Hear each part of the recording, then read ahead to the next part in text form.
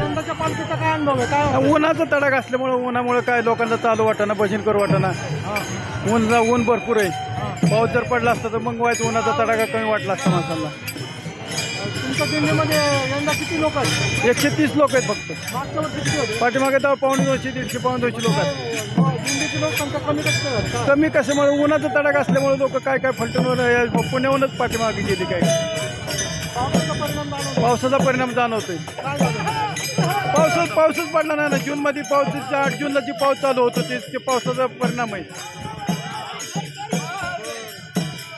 घाटामध्ये काय पाऊस असतो? यंदा पाऊस नाही. दरवर्षी दिवेघाटात पाऊस असतो. यंदा पाऊसच अजिबात नसल्यामुळे वारकरी सुद्धा भजन मंडळात भजन सुद्धा करायला कंटाळलेले आहेत.